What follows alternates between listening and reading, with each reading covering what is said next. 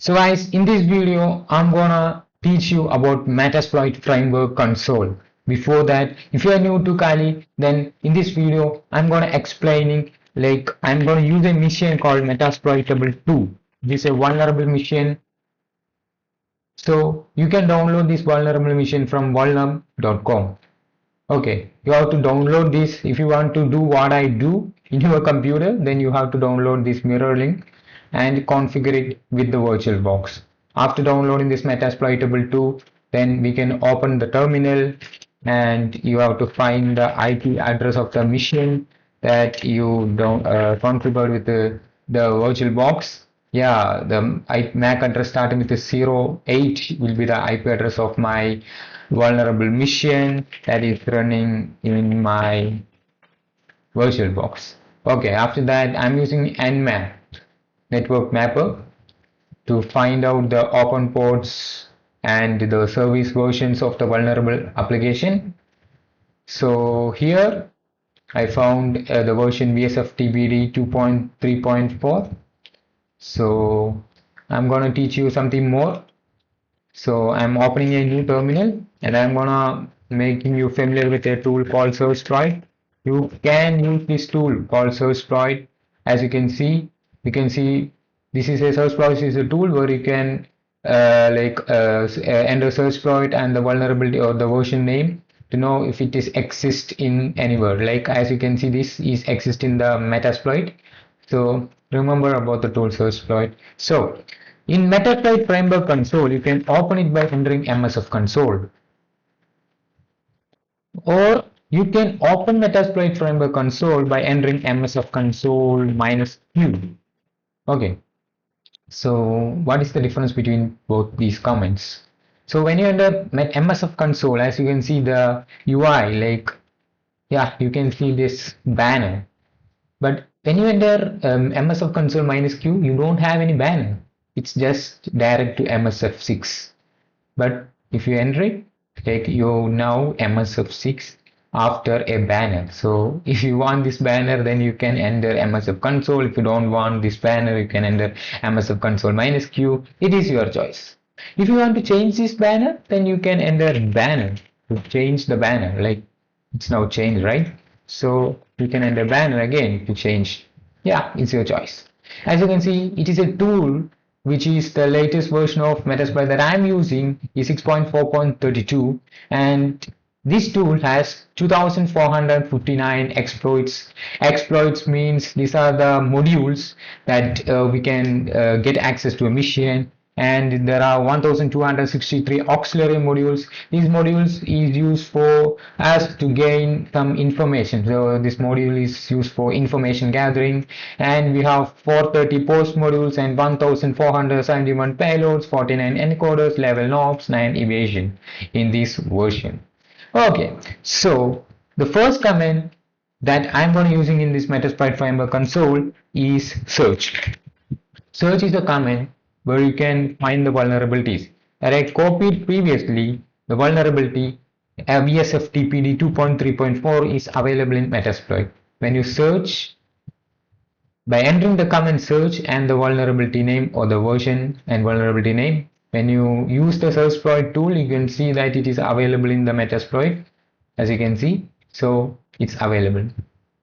So if you want to use this module, as you can see, this is an exploit module. What is an exploit module? Exploit module means that you can get access to that particular system. Okay, so you can use this module by entering the command use and the name of the exploit, or you can use it by entering the ID number, which seems simple. This is the hash, which stands for the ID number. As you can see, when I enter use 0, you are now using this module. As you can see, the Unix module, as you can see, it's now used. The second command you have to enter in this Metasploit framework console is the options. Whenever you use the module, you have to enter the command options always. Okay, as you can see, this is the options. As you can see, the required, there is no. So that means C host is not required. And no, C port is not required. Proxies, no, it's not required. But R host is required. But the current setting, as you can see, the current setting, you have to set rhost here. Okay, what is an rhost? It is the target host. That means the target IP. Okay, so R port, yeah, it is also required, but it is set by default.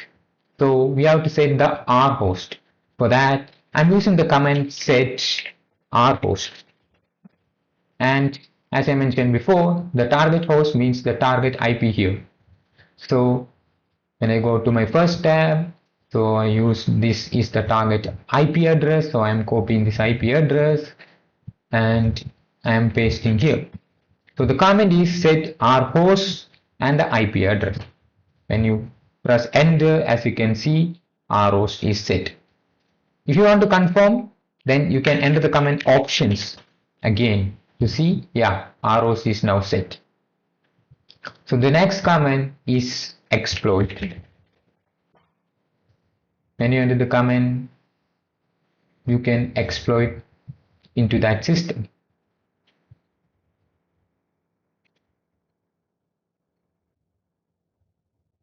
As you can see, exploit completed, but no session was created. If you encounter this problem, then you have to enter the command again.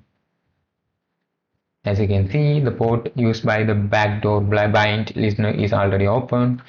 The service on port 6200 does not appear to be shell. So this is an issue of Metasploit. So you can enter the command multiple times to get access to the system. Okay.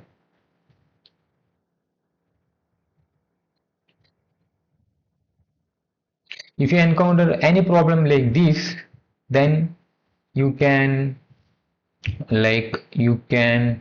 open the Metasploitable 2 mission and press the enter button and you can exploit it again. If it is not working, then you have to close it and you have to reopen it. As you can see, this is not working properly, so you have to close the mission as I do now, and I'm gonna open it again. So let's wait some time. As you can see, the machine is now restarted. The next step is to use the command again. Yeah, we got something like please specify the password. So if you encounter this problem, use this exploit multiple times. Yeah, we got access. As you can see, UID is equal to 0, found shell, we got access. So basically the problem is if you restart it, then it will come in the second exploit. Like I restarted it, and when I enter the exploit after restarting, the first exploit, as you can see like this, please specify the password. When I enter the command exploit again, as you can see, I got a shell. So basically, this is what it is. So we have command shell 1 open. When you enter ls command, as you can see, we got access to this vulnerable vision. So you can enter command like /bin/bash -i. As you can see, when you enter pwd, your location is root and you are logged in as root. As you can see the hash here. So in Metasploit, you can enter the command background to make it this as background. Like when you enter y, it's now background. So as you can see, your root at Metasploit, you got a shell to this target, right? So when you enter sessions, as you can see the background of session here, the ID number of the session and the type of the session and the connection information is here. So you do have any comment like sessions -u1. The sessions -u and the 1 is the ID of the session to make this session as mutreporter session. So actually this is a shell. So if you want to convert this shell to mutreporter, then you can use the command sessions -u and the session ID, which is 1.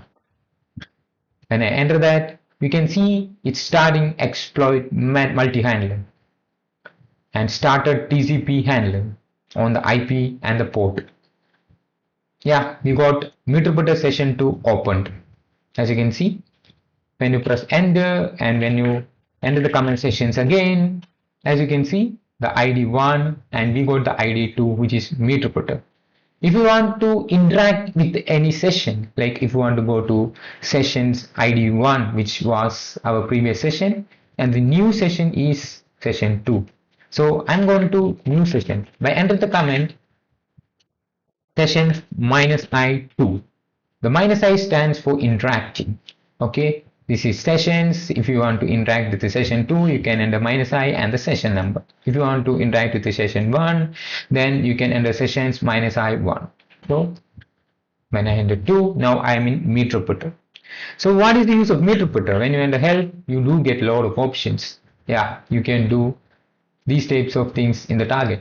Yeah, Metasploit has its own options and the shell has its own options.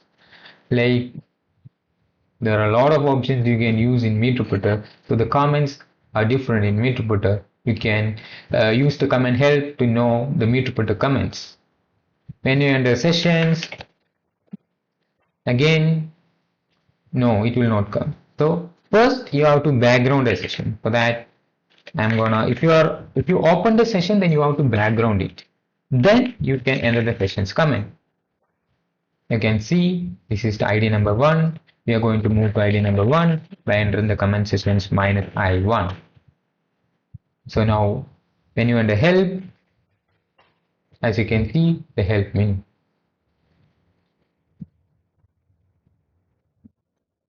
So the help menu of the shell and the help menu of the Metasploit was different, right? So in Metasploit you can do a lot of things, right? So that's the difference. So this is actually a basic use of the Metasploit framework console tool. So this, if you are a beginner, then it might help you a lot. And if you want the second video of this Metasploit framework console, then you can comment down below so that I will make a video about Metasploit framework console, the second part. So if I include all the concepts in a single video, then it might be boring and it might be so lengthy. So that is why this is just a basic about the Metasploit framework console tool and some basic comments. So guys, thanks for watching. Have a nice day.